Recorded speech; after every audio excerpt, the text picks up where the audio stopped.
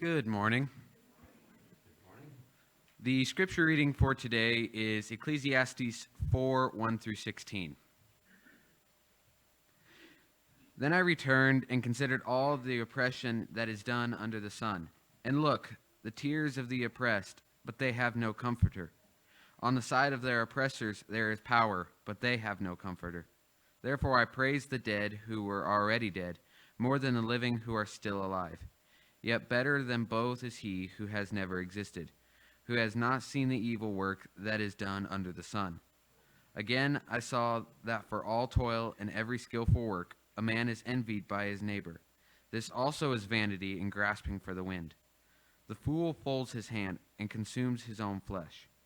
Better a handful with quietness than both hands full, together with toil and grasping for the wind. Then I returned and saw vanity under the sun. There is one alone without companion. He has neither son nor brother, yet there is no end to all his labors, nor is his eye satisfied with riches. But he never asks, "For whom do I toil and deprive myself of good?" This also is vanity and a grave misfortune. Two are better than one, because they have a good reward for their labor. For if they fall, one will lift up his companion.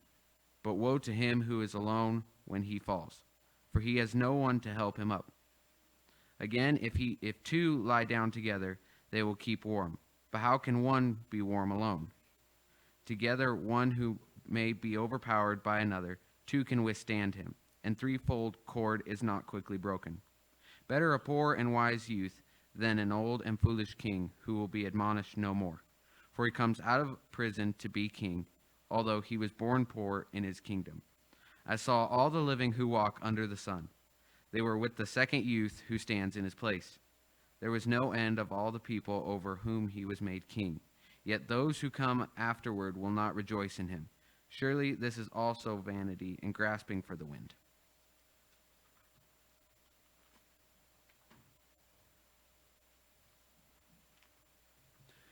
Thanks, Micah. Well, here we are going through this book of Ecclesiastes, which is really a special book for me because, again, as I say, when I was young, I would read a chapter every night of the Bible, and I was going through the Old Testament, and so every night I was reading a chapter of Ecclesiastes, and it was tearing me apart because I knew that God was using this to direct me from what I had as my dream to the one that he had for me, and that was to be the ministry. And actually, as Solomon is writing this book, he's being torn up. You can tell, he's been torn up inside. So you remember that in chapter 1, he's trying to find the meaning of life through science, but science makes him think that life is meaningless. And by the way, I love science. I am not against science. I love science. I don't like it when science is used to try to prove that God doesn't exist because it's so ridiculous. But I do love science, true science. It's a fascinating, fascinating study. And so he looks at science, and it looks like everything's just going around in circles, and he's going around in circles. And so life seems meaningless to him due to his study of science, his personal study. And then in chapter 2, he is trying to find satisfaction through pleasure. In other words, self-indulgence. He is trying to find it. He's got 1,000 wives, but that's not enough. He's got all this money. That's not enough to satisfy him. Because, you know, what the problem is the law of diminishing returns. The law of diminishing returns. Have you ever bought an ice cream thing over at Sonic? You get the small, which is pretty big, and you get a nice assortment of stuff on it, and it tastes so good. It's like fireworks go off in your tongue, you know. It's so good. And so maybe a few weeks later you think, that was so good, I think I'll go have another one. And you take it and it's really good, but you don't have the fireworks this time. And then maybe a few weeks later you go and have the same thing again, and it's just, it's good, but it just isn't. This is the law of diminishing returns. Nothing wrong with the Sonic Blast. It's just the law of diminishing returns. This is true of drugs, and this is why people that are on narcotic drugs, they have to have something stronger and stronger, and because of the law of diminishing returns. It's the same thing with pornography. People that get caught up in pornography have to get something stronger and stronger, and pretty soon it gets to be something very dangerous.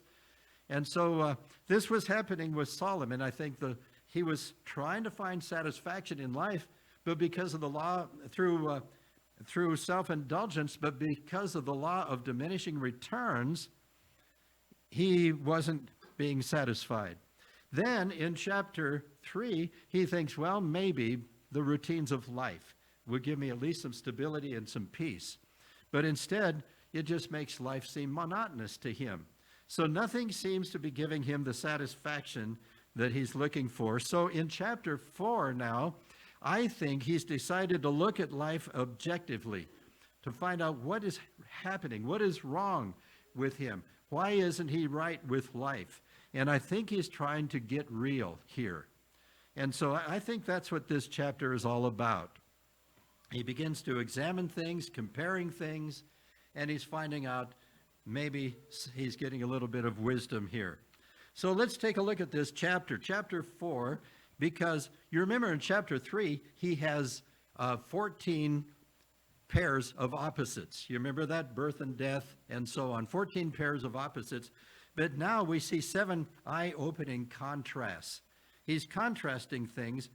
And in verse 1, I see action versus sympathy. Look at that first verse. He says, then I returned. After all of these things that he's struggling with, he says, then I returned and considered all the oppression that is done under the sun. And look, the tears of the oppressed, but they have no comforter.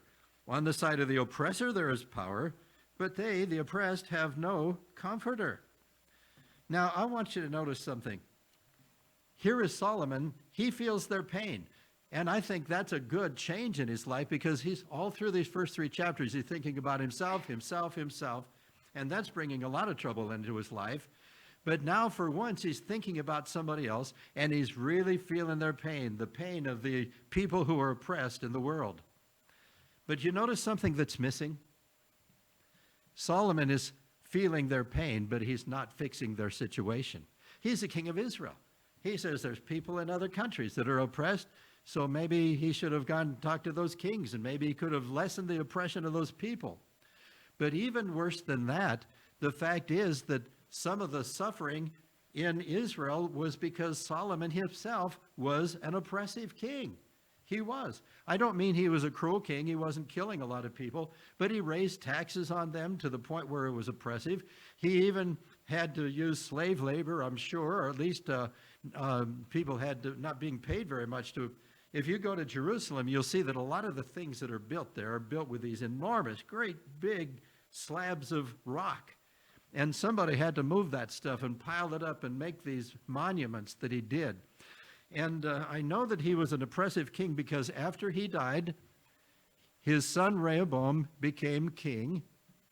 And Jeroboam came from the northern part of Israel and said to Rehoboam, he said, your father was very oppressive. He was very heavy-handed as a king. And he said, look, if you would just let up a little bit, just that's all we're asking, just let up a little bit, we will be faithful to you forever. We will be your loyal servants. You remember that? Rehoboam went and talked to Solomon's counselors, his father's counselors, and he said, what should I do? What should I answer? And they said, you should agree. You should go ahead and tell Jeroboam that you are going to lighten up as king. You're going to let some of the pressure off the people and not oppress them like your father did. And then he went to some of his friends that he grew up with that are now his counselors, and he said, what do you think we should do? And they said, well, you should tell them that they ain't seen nothing yet. If they think that your father Solomon whipped them with leather cords, you should tell them that you're going to whip them with scorpions, and that your little finger is thicker than your father's thigh. In other words, if they thought they were oppressed before, they're really going to be oppressed. And you know what happened then. Jeroboam went back north, and the north seceded from the nation. There was no civil war, but they just separated, and now there's 2 countries. Israel has been cut in 2. Rehoboam no more became king. Then he made that foolish decision. But the reason I'm telling you this story is that Solomon himself was an oppressor, And he wasn't changing that a bit. So he felt their pain. He felt their pain, but he wasn't doing anything about it. He wasn't doing it. You see, so we have action versus sympathy. We'd rather see the action as long as we're seeing the sympathy. That's verse 1. I returned and considered all the oppression that is done under the sun, and there's always a lot of oppression in the world. And look, the tears of the oppressed, but they have no comforter, no one on their side. On the side of their oppressor, there's power, but those who are oppressed, have no comforter. They don't have any power. But he didn't do a thing about it. That's a problem. So he's trying to look at life objectively and to get real, but I don't think he succeeded in this. The second eye-opening contrast is reality versus fantasy. I want you to look at his reaction as he sees the oppressed. Verses 2 and 3. Therefore I praise the dead who are already dead, more than the living who are still alive. Yet better than both is he who has never existed, who has not seen the evil work that is done under the sun. Well, what kind of a response is that? Good night. He says he went and he praised the dead. He must have gone to a cemetery and said, I want to congratulate all you people who are dead because, you don't have to face life anymore. So that's kind of the way he did that. But then notice what he says. He says, yet better both is he who has never existed. Now, wait a minute. Stop and think of those words. He who has never existed. That's an impossibility. That's an oxymoron. He who has never existed. If you have he, you've got somebody who existed, right? So you can't have he who never existed. But it kind of reminds me of that movie, It's a Wonderful Life. You remember old George Bailey? He was doing so much good for the town, and he started his bank finally, and he was loaning people money so they could build houses, and he had also rescued his brother when they were kids. His brother fell through the ice, and he rescued him. And when he was a kid, he rescued the pharmacist who had prescribed something that would have killed the patients. But George Bailey saw it, and he went back, and the pharmacist changed it. And he was doing a lot of good things. But you remember then he built up this great bank and everything. But there was a deposit that was misplaced or something, and it was just when the bank observer had come, and so George Bailey not only looked like a crook, but it looked like he was about to go to jail, and his bank was about to fail, and everyone was trying to take their money out. And he's standing on the bridge, and this guardian angel, this weird guardian angel is there, and he says, I wish I'd never been born. And the angel said, Lord, can we do that? Well, then it turns out he had never been born. Since he didn't live, his brother drowned under the ice and wasn't able to do the courageous, heroic things that he did in World War II that helped turn the tide of the battle. And since he didn't exist, the pharmacist accidentally poisoned his customer and went to prison. And since he didn't exist, the woman who loved him and married the man of her dreams, she instead ended up living alone and unhappy. And one thing after another happened like that, or didn't happen, because George didn't exist. But this is really ridiculous what he's saying. He says, yet better than both is he who has never existed. Well, that's impossible because you don't have a he. If you have a he, that he's existed. Who has not seen the evil work that is done under the sun. So he's still not thinking straight. Now, so we see action versus sympathy. We see reality versus fantasy. He's just wishful thinking here. And then, this is one that really stung Solomon personally. We see admiration versus envy. And I would add the word appreciation and admiration versus envy. Look at verse 4. Again, I saw that for all the toil and every skillful work a man is envied by his neighbor. This also is vanity and grasping for the wind. I think he's talking about himself because here he had built all of these great things. He built this wonderful temple to the Lord. His hanging gardens were one of the 7 wonders of the world at that time. He built all those fancy houses, and he was building things all the time and planting things and beautifying the country. And instead of appreciating it and admiring it, the people envied him. You know, when you envy somebody, you say bad things about them. I know 2 people personally who are professional artists. And she, everywhere she's gone, we were at Cheyenne Frontier Days quite a few years ago, and she had her show there, and she'd won the $10,000 first prize, and she'd sold a number of things that were in the show, but she wasn't there because she was down in Arizona at another show, and she'd won an even bigger prize down there, and she was selling stuff down there. And she has had stuff in Southwest Art Magazine, which is saying a lot. You have to be really good to have your stuff in there. The other artist, he is really good, and his art is taking him all over the world. He's gone deep sea diving down by Australia. He's been helicoptered to mountaintops in Canada and skied down. He's had a lot of adventures, but as far as money's concerned, he's just barely making a living. The people he paints for, they love what he's done so much, they take him on these adventures, and he's just eaten up with envy. And I even talked to her husband one time, this gal that's the artist, and he told me, he says, not only is she making more money than I am by her paintings, but I can't even beat her at golf. So, there's a little bit of envy there. But, humble people, I think, appreciate and admire and learn from excellence. I think when an artist looks at somebody's work that's far better than their own, they look at that with admiration and they think, I think I'm going to try to learn something from that painting to help my painting.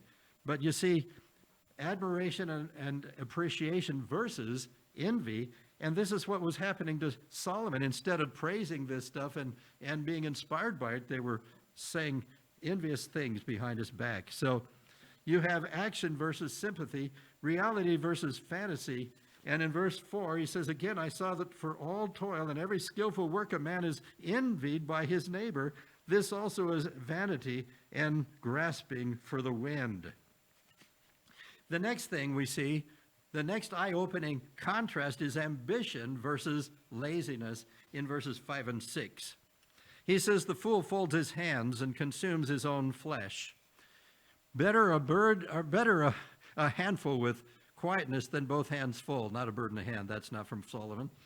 Then both hands full together with toil and grasping for the wind. So first of all, he says the fool folds his hands, that is, folds his hands to sleep, and consumes his own flesh. The bodies of lazy people just deteriorate. That's a problem. But also they don't do anything. They don't accomplish anything. Jonathan Winter says, if you want your dreams to come true, don't sleep. Think about that. If you want your dreams to come true, don't sleep. That's what he says. And then, but on the other side, sometimes this can bring frustration. He says, better a handful with quietness, just enough, than both hands full, more than you need, together with toil and grasping for the wind. And again, I think this is what Solomon was experiencing himself. But ambition versus laziness. He's contrasting the underworked to the overworked, the folded hands to the full hands. And then there's another one here, another contrast, and that is companionship versus solitude. And he's got some really good things to say about this in verses 7 through 12. So let's just take a look at this. First of all, in verse 7, he says, then I returned. That's what he said in verse 1. I returned and saw vanity or meaninglessness under the sun. Now, he says, there is one alone without companion. And I wonder if he isn't talking about himself there. 1,000 women, 700 wives, and 300 porcupines. Anyway, if maybe he's talking about himself, because there is one alone without companion. He has neither son nor brother, yet there's no end to all his labors, nor is his eye satisfied with riches. But he never asks, for whom do I toil and deprive myself of good? This also is vanity and grave misfortune. I wonder if this is Solomon, who's doing all of this stuff, but never stops to ask, who am I leaving this to? Who am I leaving this to? Why am I doing this? Why am I going through all of this? And yet he feels all alone. So let's take a look at verse 9 now. He says, he's talking about mutual effort here. Two are better than one because they have a good reward for their labor. And by the way, 1 + 1 equals survival. Shared joy equals double joy. Shared sorrow equals half a sorrow. I think that's what he's saying here. Mutual effort. Two are better than one because they have a good reward for their labor. Then we have mutual support. He says, for if they fall, one will lift up his companion. But woe to him who is alone when he falls, for he has no one to help him up. I always get a kick out of Greg Laurie when he talks about that advertisement on TV about the lady that says, I've fallen and I can't get up. And it isn't funny because she's fallen and can't get up, but this was an advertisement decades ago, and I remember laughing at it too because the acting was so terrible. I've fallen and I can't get up. Well, this is what he's talking about. He says, for if they fall, one will lift up his companion, but woe to him who is alone when he falls, for he has no one to help him up. And sometimes maybe we have a brother or sister who falls. That is, maybe they fall into some sinful thing. They fall into some failure of some sort. What do? Well, I'll tell you something. Tact is giving someone a shot in the arm and not letting them feel the needle. Think about that. Tact is giving someone a shot in the arm and not letting them feel the needle. That is, you come and you give them the words that they need, and they don't feel like they're being needled by you. There's sometimes when we need to help somebody get back up on their feet, and they want to get back up, and the self-righteousness inside of us wants them to stay down. But it's a better thing to go help them get up.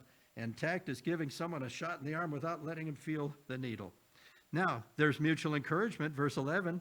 Again, if two lie down together, they will keep warm. But how can one be warm alone?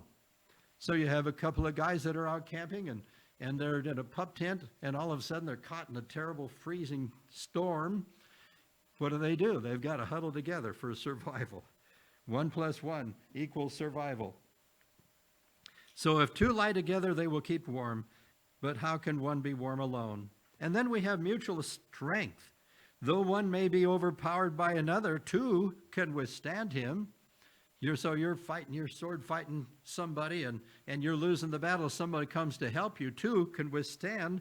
And then he says a threefold cord is not quickly broken. That third person comes to help you, and you've got three against one. You're going to win that battle. So we need to be there fighting with each other, not fighting with each other, helping each other in the fight. That's what I should say.